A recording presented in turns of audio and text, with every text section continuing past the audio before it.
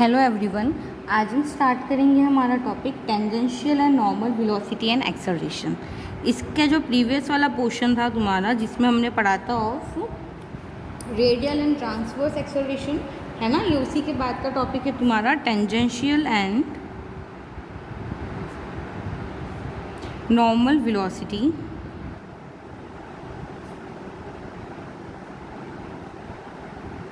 And acceleration.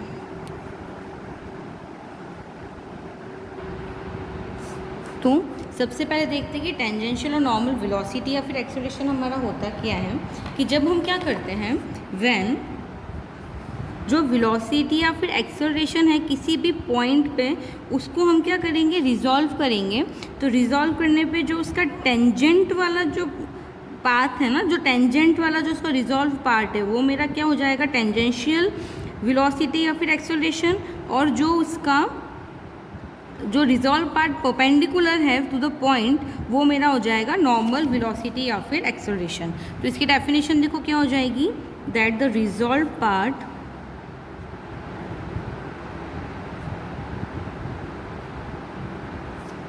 Of the velocity या फिर acceleration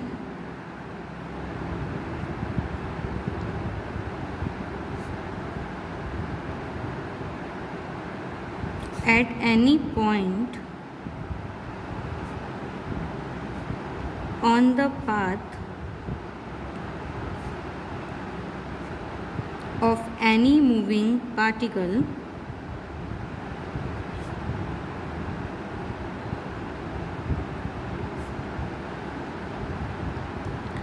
along the tangent and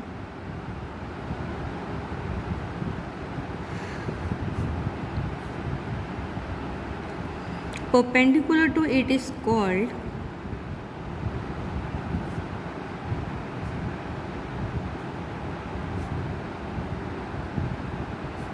the tangential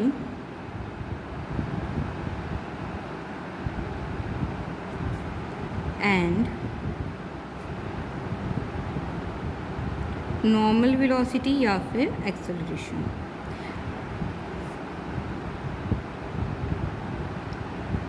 यहाँ तक डेफिनेशन क्लियर हो गई कि हमारा टेंजेंट वेलोसिटी और एक्सेलरेशन क्या होता है और हमारा नॉर्मल वेलोसिटी एंड एक्सेलरेशन क्या होता है। अब इनके फॉर्मूलाज देख लेते हैं। तो सबसे पहला आता है मेरा टेंजेंशियल वेलोसिटी। सो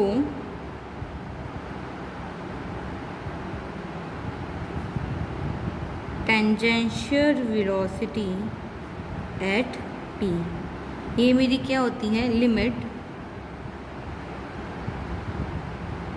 या डायरेक्ट लिख लो, टेंजेंशियल वेलोसिटी तुम्हारी क्या हो जाएगी, ये हो जाएगी तुम्हारी ds/dt।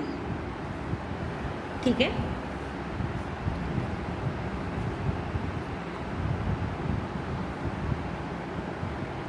और जो तुम्हारी नॉर्मल वेलोसिटी होती है, normal velocity of a particle moving along a curve, ds/dt हमेशा तुम्हारा क्या हो जाएगा, ये तुम्हारा रहता है 0। ये चीज़ क्लियर है। फिर आता है तुम्हारा term tangential and normal acceleration. ठीक है। फिर है तुम्हारा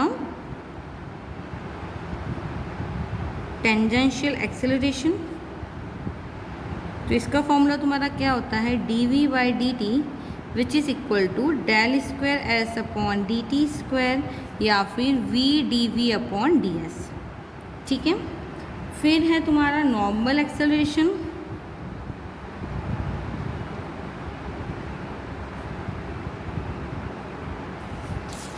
नॉर्मल एक्सेलरेशन तुम्हारा हो जाता है v²/ρ।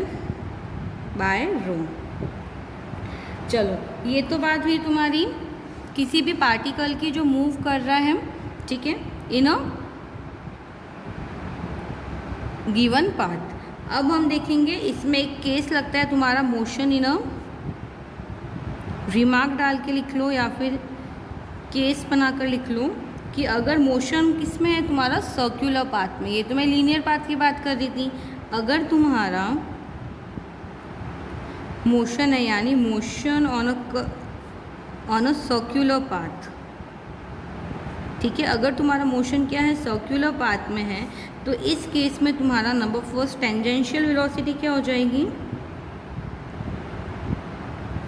तो इस केस में तुम्हारी टेंजेंशियल वेलोसिटी हो जाती है ds/dt equal to a d theta by dt। ठीक है, d/dt ऑफ थीटा को क्या लिख सकते हो, थीटा डॉट। ये चीज़ क्लियर हुई। सेकंड आता है तुम्हारा नॉर्मल वेलोसिटी, वो तुम्हारा क्या रहेगा, 0।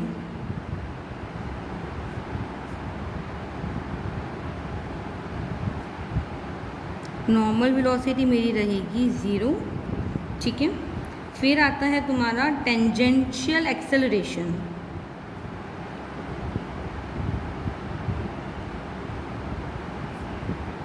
अच्छा, सर्कुलर पाथ में तुम्हारा टेंजेंशियल एक्सेलरेशन क्या हो जाएगा, del square L D T square equal to A del square theta upon D T square.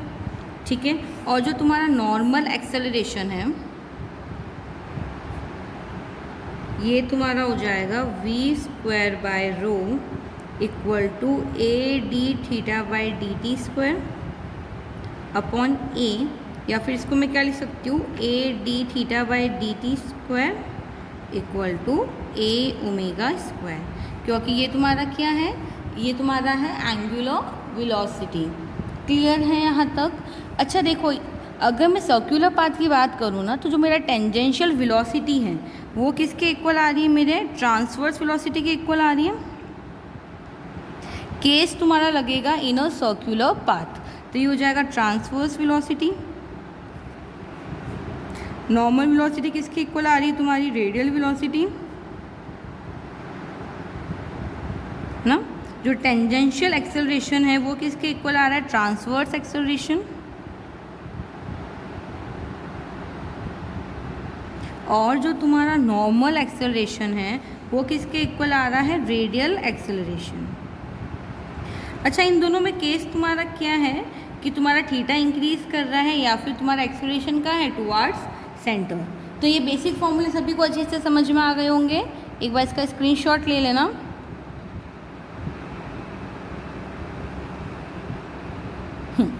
चलो अब इससे रिलेटेड कुछ क्वेश्चंस करते हैं।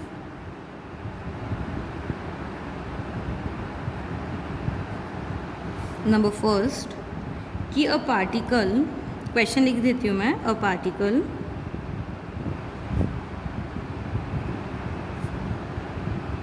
moves in a curve so that its tangential and normal accelerations are equal and the angular velocity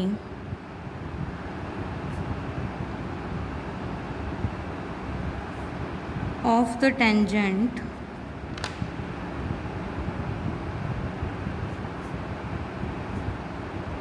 is constant।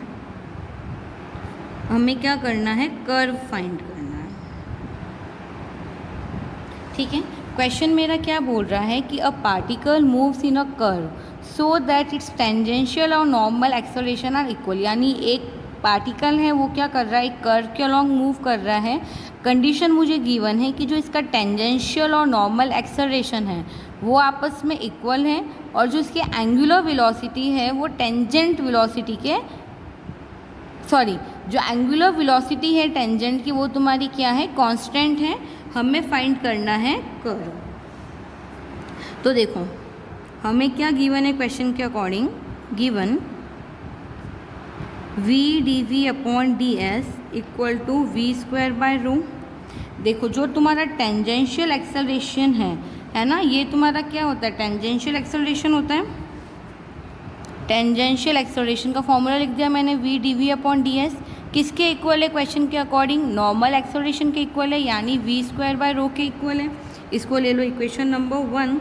अब देखो मुझे question में एक और लाइन गिवन थी कि जो इसकी एंगुलर वेलोसिटी है वो कांस्टेंट है, यानी D phi by D T equal to omega, और ये तुम्हारा क्या है, कांस्टेंट हो गया। इसको ले लो इक्वेशन नंबर 2। क्लियर है यहाँ तक? अब हमें देखो पाथ फाइंड करना है ना, तो पाथ फाइंड करने के लिए हम क्या करेंगे, जो एस और हमारा साई है इनके बीच का हम रिलेशन निकालेंगे. So to find the path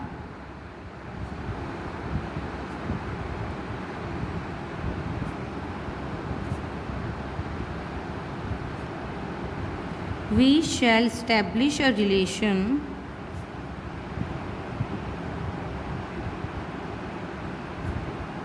between s and psi.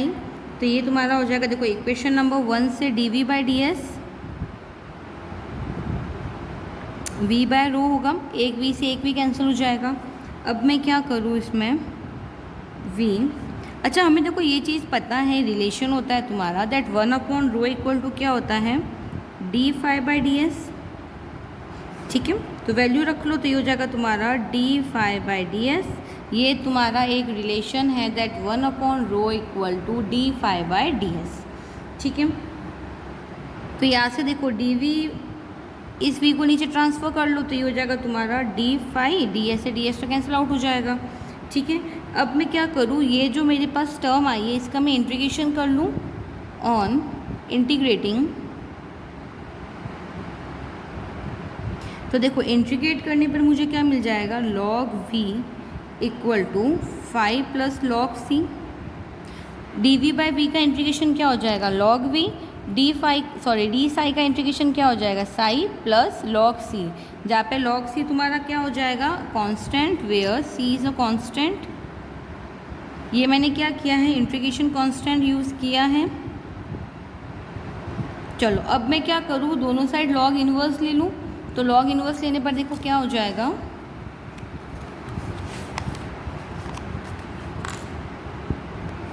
ये मेरा हो जाएगा इंटीग्रेशन के बाद v equal to C E to the power 5. ठीक है, अच्छा देखो v को हम क्या लिख सकते हैं, D S by D T लिख सकते हैं. v मेरा क्या है, वेलोसिटी है, तो इसको तुम क्या लिख सकते हो, D S by D T, जिसकी वैल्यू किसके इक्वल हो जाएगी, सी ई 5. इसको ले लो equation number 3.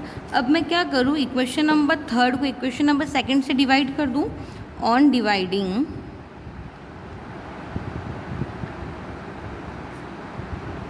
3/2 we have ds by d phi equal to C E 5 by omega. यहाँ से देखो मुझे ds की वैल्यू मिल जाएगी, इसको यहाँ पे ट्रांसफ़र करा लो, तो ds तुम्हारा हो जाएगा c by omega E 5 Sai D 5. अब मैं इसको वापस क्या करूँ, इंटीग्रेट कर दूँ. Again on integrating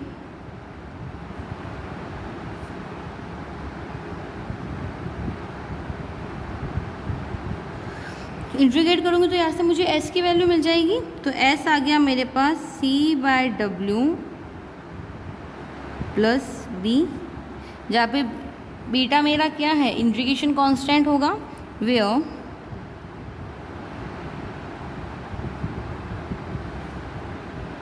beta is a constant of integration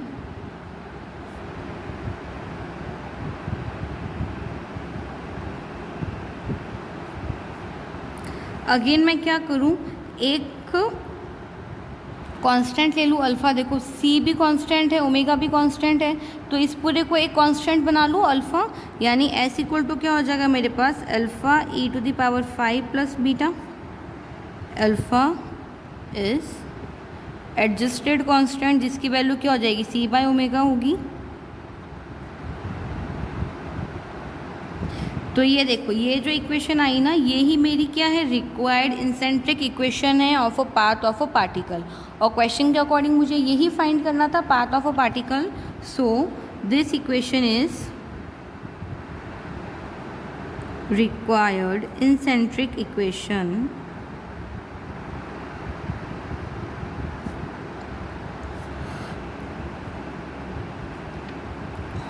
of the path of a particle. Clear है यहाँ तक? तो आई होप ये क्वेश्चन सभी को समझ में आ गया होगा. सेकंड क्वेश्चन करते हैं. सेकंड क्वेश्चन क्या है तुम्हारा,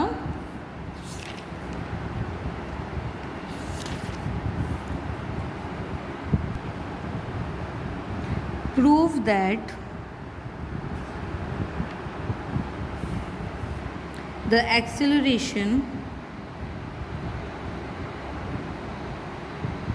of a point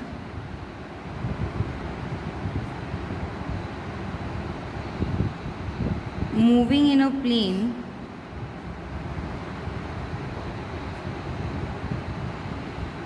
curve with a uniform speed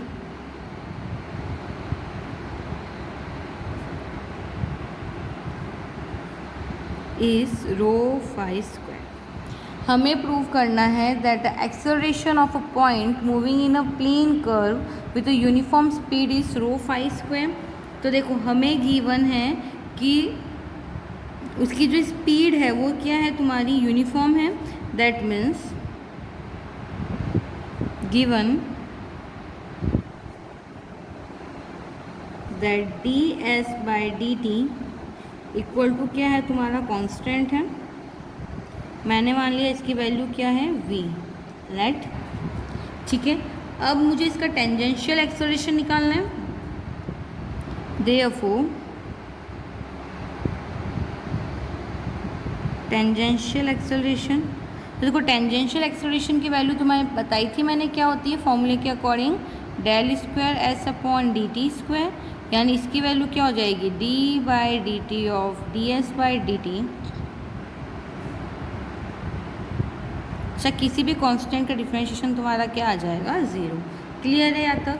therefore इसकी जो एक्सेलरेशन है ना पॉइंट की, वो तुम्हारी क्या हो जाएगी, ये तो हो गया टेंजेंशियल एक्सेलरेशन. फिर मैं क्या निकाल लूँगी, इसका नॉर्मल एक्सेलरेशन. तो देखो नॉर्मल एक्सेलरेशन की वैल्यू तुम्हारी क्या होती है, v स्क्वायर बाय रो. ठीक है, फिर मैं क्या निकाल लूँ, इसका एक्सेलरेशन निकाल लूँ. तो देखो इस पॉइंट का एक्सेलरेशन क्या हो जाएगा, ये तो इसके दो कंपोनेंट थे, तो इसका एक्सेलरेशन क्या हो जाएगा पॉइंट का, ये मेरा हो जाएगा under root del square S upon D T square, यानी टेंजेंशियल एक्सेलरेशन का स्क्वायर प्लस नॉर्मल एक्सेलरेशन का स्क्वायर. वैल्यूज पुटअप कर ले, तो इसकी वैल्यू तो मुझे पता है 0 है, तो इसमें रख लो वैल्यू. तो ये हो जाएगा तुम्हारा under root 0 plus v square by rho का स्क्वायर, यानी ये हो जाएगा v स्क्वायर बाय रो. चलो अब मैं क्या करूँ, इसमें वैल्यू पुटअप कर लूँ. तो मुझे v की वैल्यू पता है क्या है, v की वैल्यू देखो क्या है, D S by D T है तुम्हारा. तो ये वैल्यू इसमें रख लेते हैं. तो ये मेरा हो जाएगा D S by D T का स्क्वायर और 1 अपॉन रो. अच्छा देखो D S by D T को अगर मैं ब्रेक करूँ तो D S by D T को मैं क्या लिख सकती हूँ, D S by D phi by D T भी लिख सकती हूँ. अगर चेन रूल इस पे लगाती हूँ मैं, तो इसको वापस जब हम कंबाइन करेंगे तो मुझे D S by D T ही तो मिलेगा. तो मैंने D S by D T को इस फॉर्म में लिख लिया है ना. तो ये मेरा हो जाएगा D S by D phi by D T square dot 1 upon rho. तो ये तुम्हारा हो जाएगा. अच्छा देखो D S by D phi की वैल्यू तुम्हारी क्या होती है, रो होती है. एक रिलेशन मैंने बताया था तुम्हें that 1 upon rho equal to D phi by D S. Reciprocal कर लो तो तुम्हें क्या मिल जाएगा, rho equal to D S by D phi तो मिलेगा. ये तुम्हारा रिलेशन होता है. तो इस रिलेशन को यूज़ करके मैं इसकी वैल्यू क्या लिख सकती हूँ, अब रो लिख सकती हूँ. और d phi by D T को क्या लिख सकते हो, फाई डॉट. इसका मतलब तो यही हुआ इसका सिंगल डिफ्रेंशिएशन. स्क्वायर कर लो तो ये हो जाएगा rho square dot phi dot square और 1 अपॉन रो. एक रो से एक रो कट जाएगा, यानी क्या बचेगा मेरे पास, रो फाई डॉट स्क्वायर. और देखो क्वेश्चन में हमें क्या यही बताना था कि acceleration of a point moving in a plane curve with a uniform speed is rho phi dot square. तो देखो हमने क्या किया, हमने ना इसकी जो कांस्टेंट स्पीड थी यानी D S by D T उसको कांस्टेंट मान लिया v के इक्वल. फिर इस पॉइंट पे मैंने क्या होंगे, इसके दो वेलोसिटी जो होंगे, या ये बोलूँ इसके दो एक्सेलरेशन के कंपोनेंट होंगे, क्योंकि मुझे एक्सेलरेशन निकालना है. तो एक हो जाएगा टेंजेंशियल, एक हो जाएगा नॉर्मल. तो पहले मैंने टेंजेंशियल एक्सेलरेशन निकाला, वो तो मेरे पास 0 आ गया. फिर मैंने क्या किया, नॉर्मल एक्सेलरेशन निकाला, तो ये क्या आ गया, v स्क्वायर बाय रो. फिर इसका मैंने एक्सेलरेशन निकाला तो ये क्या हो जाएगा, tangential acceleration square plus normal acceleration square. Values put up कर ली, सॉल्व कर लिया, तो मेरे पास जो रिक्वायर्ड आंसर है वो आ गया। सो आई होप ये दोनों क्वेश्चन सभी को अच्छी से समझ में आ गए होंगे। इसके नेक्स्ट क्वेश्चन में इसके नेक्स्ट पार्ट में कराऊंगी। Okay, thank you so much.